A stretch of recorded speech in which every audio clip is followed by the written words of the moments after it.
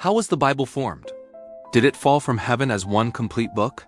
Or was it written, collected, debated, and finalized over centuries? The Bible is one of the most influential books in human history. It has shaped civilizations, laws, cultures, and billions of lives. But how did it actually come together? Today, we explore the full story. The Bible is not a single book, but rather a collection of books written over more than 1,000 years. It is primarily divided into two main parts: Old Testament. This section contains writings from before the time of Jesus, including historical accounts, laws, prophecies, and wisdom literature. New Testament. This part focuses on the life, teachings, death, and resurrection of Jesus Christ, as well as the early Christian church. The word Bible itself comes from the Greek word biblia, which means books. For Christians, the Bible is believed to be divinely inspired, serving as a foundational text for their faith and practices. Historians study the Bible as a significant collection of ancient writings, providing insights into the cultures, societies, and beliefs of the past. The Old Testament, a foundational text for billions worldwide, is far more than just an ancient book. It represents the sacred scriptures of Judaism, known as the Tanakh, and forms the first part of the Christian Bible. At its heart lies the Torah, or Pentateuch, comprising the first 5 books: Genesis, Exodus, Leviticus, Numbers, and Deuteronomy. These books narrate creation, the origins of humanity, and the covenant between God and Israel. Including the giving of the law, beyond the Torah, the Old Testament unfolds through diverse literary forms. The historical books chronicle the journey of the Israelite nation, from their entry into the Promised Land, to their kingdoms, exiles, and eventual return. Then come the poetic and wisdom books, like Psalms, Proverbs, and Job, offering profound insights into human experience, faith, and the nature of wisdom, through lyrical verse and philosophical discourse. Finally, the powerful voices of the prophetic writings deliver messages from God, calling for justice, repentance, and foretelling future events, including the coming of a Messiah. A pivotal moment in its history was the creation of the Septuagint. This was the earliest Greek translation of the Hebrew Scriptures, completed centuries before Christ. Its existence was crucial for the spread of Jewish thought in the Hellenistic world, and became the primary scripture for early Christians, shaping their understanding of prophecy and the identity of Jesus. Jesus, a pivotal figure in history, did not leave behind any written works of his own. Unlike many philosophers or religious leaders, his teachings were primarily delivered through spoken word and parables. For approximately 30 to 40 years after his crucifixion, his followers, the apostles and early disciples, diligently spread his message. They shared his stories, his miracles, and his ethical teachings through oral tradition, recounting what they had seen and heard. This period of oral transmission was crucial. It allowed the teachings to be adapted and contextualized for various communities, ensuring their relevance and impact across different cultures and regions. Eventually, as the eyewitnesses aged and the Christian communities grew, there arose a need to preserve these vital teachings. This led to the compilation of the Gospels: Matthew, Mark, Luke, and John. These Gospels, written decades after Jesus' life, are not direct transcripts but rather theological narratives, based on the rich oral traditions that had been carefully passed down. They represent the collective memory and understanding of the early Christian church, offering diverse perspectives on Jesus' life, ministry, death, and resurrection. Thus, the journey of Jesus' teachings from spoken word to written scripture highlights the dynamic and organic development of early Christian thought and the enduring power of oral tradition. The New Testament is a foundational text for Christianity, comprising 27 books that narrate the life and teachings of Jesus Christ. It covers the spread of the early church and prophetic visions. It's divided into 4 main sections: the Gospels, Acts, Epistles, and Revelation. The 4 Gospels, Matthew, Mark, Luke, and John, are eyewitness accounts and theological reflections on Jesus' ministry, death, and resurrection. Matthew, a tax collector, wrote for a Jewish audience, presenting Jesus as the Messiah, fulfilling Old Testament prophecies. Mark, Peter's companion, addressed Roman believers, portraying Jesus as a suffering servant and man of action, often the earliest gospel. Luke, a physician and Paul's companion, provided an orderly account for a broader audience, emphasizing Jesus' compassion. John, a disciple, focused on revealing Jesus as the Son of God, aiming to inspire belief for eternal life. Each gospel offers a unique lens, yet together, They form a harmonious and detailed picture of Jesus. The letters of Paul, or epistles, form a significant part of the New Testament, mostly attributed to Apostle Paul. These letters guided Christian communities across the Roman Empire on theological, ethical, and practical matters of life. Key themes include justification by faith, unity of believers, spiritual gifts, freedom in Christ, and church conduct. They reflect challenges like persecution and heresy, crucial for understanding early Christian doctrine and church formation. The Book of Revelation, the final New Testament book, is also known as the Apocalypse, attributed to John of Patmos. It offered encouragement and hope to early Christians facing persecution, using vivid imagery and symbolic language. Its central theme is the ultimate victory of good over evil, culminating in Jesus' second coming. The book describes heavenly worship, opening of seals, sounding of trumpets, and pouring out of God's wrath. At first, different Christian communities had varying collections of scriptures. Canon formation was gradual and organic. Early communities relied on oral traditions and written documents like Paul's letters and the Gospels for instruction. Inclusion criteria involved apostolic origin, orthodoxy, consistency with doctrine, and Catholicity, widespread acceptance. By the late 4th century, a broad consensus emerged, with figures like Athanasius listing the 27 books. This development reflects a period of diverse textual traditions before a standardized collection was formally recognized. The 4th century marked a pivotal shift for Christianity, moving from a persecuted faith to one officially recognized within the Roman Empire. This transformation is largely attributed to Emperor Constantine the Great. In 313 CE, Constantine issued the Edict of Milan, which granted religious tolerance throughout the empire, effectively legalizing Christianity and ending centuries of state-sponsored persecution. This act not only allowed Christians to worship freely, but also paved the way for the church to grow in influence and structure, fundamentally altering the course of its history. Following this legalization, church councils played a crucial role in solidifying Christian doctrine and scripture. While the process of canon formation was gradual, councils like the Council of Carthage in 397 CE formally affirmed the 27 books that comprise the New Testament as we know it today.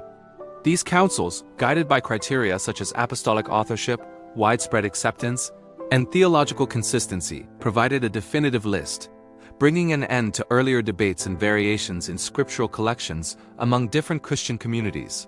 It's important to clarify that while the New Testament canon became standardized, slightly different Old Testament lists exist among various Christian traditions.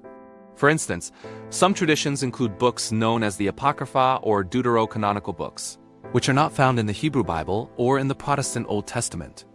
These differences reflect diverse historical and theological developments within Christianity, highlighting the rich and complex journey of its sacred texts. According to the Bible, Jesus is understood as the prophesied Messiah, the Son of God who is both fully human and fully divine.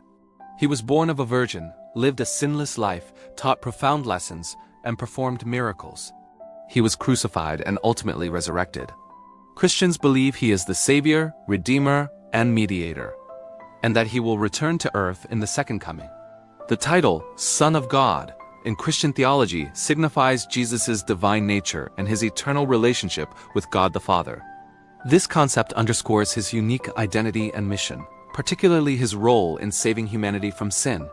This divine affirmation is notably highlighted during his baptism, where a voice from heaven declares, "This is my beloved Son, in whom I am well pleased." The crucifixion of Jesus occurred under Pontius Pilate. From a Christian theological perspective, this event is seen as a pre-eternally determined act by God the Father to redeem humanity from the consequences of sin. It represents the ultimate act of love and sacrifice, fulfilling God's redemptive plan for mankind. The belief in the resurrection is central to Christianity, signifying Jesus' triumph over sin and death. The historical accounts of his resurrection are supported by early manuscripts and the unwavering conviction of early Christians. The second coming refers to the Christian belief that Jesus will return to earth as prophesied, to establish a new heaven and earth, bringing about the final victory of good over evil. The Bible introduces several pivotal figures often referred to as prophets, whose lives and covenants shaped early religious history. Among them, Moses, Abraham, and Adam hold significant roles, each contributing uniquely to the biblical narrative. Abraham, known as the father of faith, received a divine call to leave his homeland and journey to a new land. God established a covenant with him, promising to make him the progenitor of a great nation through whom all peoples on earth would be blessed. His unwavering faith was credited to him as righteousness. In the Quran, Abraham is also revered as a prophet, a paragon of piety and obedient to Allah.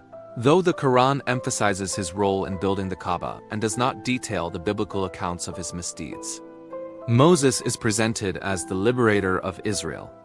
He led the Israelite people out of slavery in Egypt, guiding them through the desert for 40 years toward the Promised Land. On Mount Sinai, he received the 10 Commandments from God, which became the foundation of the Mosaic Law. Both the Bible and the Quran acknowledge Moses as a central prophet chosen by God to lead his people, though specific narrative details may vary between the two traditions. Adam is depicted in the Bible as the first human created by God. His story is fundamental to understanding humanity's origins, the introduction of sin into the world, and the subsequent need for redemption. Both Christian and Islamic traditions recognize Adam as the first human, an important figure in their respective narratives of creation and humanity. While these figures are shared across both biblical and Quranic traditions, their narratives often present both striking similarities and distinct differences. These variations reflect the unique theological perspectives and historical contexts of each religious text, offering rich insights into their respective understandings of divine revelation and human history. Salvation is a cornerstone of Christian belief, fundamentally rooted in God's promise of victory over sin. It is attained through faith in Jesus Christ, whose sacrificial death and resurrection offer eternal life. Key aspects include justification, where believers are declared righteous before God; sanctification, the process of being made holy; and glorification, the ultimate conformity to the image of Christ. This profound gift from God is not earned by human effort, but freely given. Central to Christian understanding are the concepts of sin and repentance. Sin is defined as a transgression against God's divine law, leading to separation from Him, a state that originated with the fall of humanity. Repentance involves a conscious turning back to God, acknowledging one's wrongdoings, and seeking divine forgiveness. It is a process encouraged by the Holy Spirit, leading to reconciliation with God, the forgiveness of sins, and the promise of eternal life. God's boundless patience and desire for all to repent underscore this teaching. Christian theology also addresses the ultimate destinations of humanity: heaven and hell. Heaven is understood as the eternal dwelling place of God, a state of perfect communion and joy for those who have received salvation. Hell, conversely, is depicted as a place of eternal separation from God, a consequence for those who reject His grace. These concepts emphasize the eternal implications of one's earthly choices and faith. Core Christian teachings are deeply intertwined with principles of love, forgiveness, and adherence to the 10 Commandments. God's love is supremely manifested through the sacrificial act of Jesus Christ. Christians are called to emulate this love, extending it to God and to their neighbors. Forgiveness, central to the heart of Christ, is both a divine gift received through repentance and faith, and a practice Christians are called to extend to others. The 10 Commandments given to Moses serve as foundational ethical guidelines, providing a framework for moral living and a path to a life aligned with God's will. The Bible, a foundational text for billions, has been subject to various controversies and debates throughout history, particularly concerning its preservation, textual integrity, canonical differences, and relationship with scientific understanding. One significant area of discussion is manuscript preservation. Despite being copied by hand for centuries, the Bible has been remarkably well preserved. Early manuscripts, some dating back to the 1st and 2nd centuries AD, exist as fragments, with more complete texts emerging in later centuries. The meticulous work of scribes, such as the Jewish Masoretes, and the discovery of ancient texts like the Dead Sea Scrolls, attest to a high degree of accuracy in transmission. The dry climate of regions like Egypt also played a crucial role in the survival of many ancient biblical documents. However, this extensive copying process inevitably led to textual variations. These are minor differences in wording, spelling, or order of words, found among the thousands of surviving manuscripts. Textual criticism is the academic discipline dedicated to analyzing these variants, to reconstruct the most probable original text. While these variations exist, scholars generally agree that they do not alter the core theological messages or historical narratives of the Bible. The overall consistency of doctrine across different manuscripts reinforces its fundamental reliability. Another area of distinction lies in the differences between Catholic, Protestant, and Orthodox Bibles. While the New Testament canon is largely consistent across these traditions, significant variations exist in the Old Testament. Catholic Bibles include books known as the Deuterocanonicals, often referred to as the Apocrypha by Protestants, which are not found in the Hebrew Bible or the Protestant Old Testament. The Orthodox traditions often include even more books, reflecting different historical processes of canon formation and acceptance within their respective communities. Finally, the relationship between the Bible and science has been a long-standing subject of debate. Historically, some interpretations of biblical texts have been perceived to conflict with scientific discoveries, leading to tensions.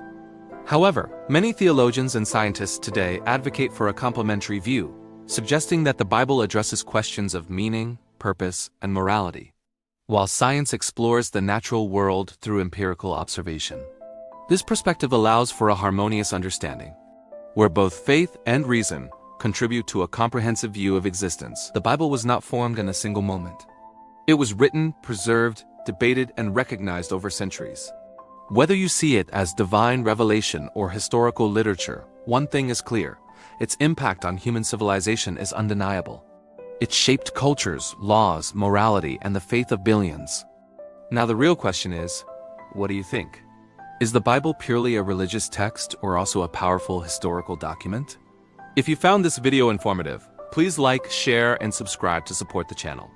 Your support truly motivates us and helps us create more meaningful content for you.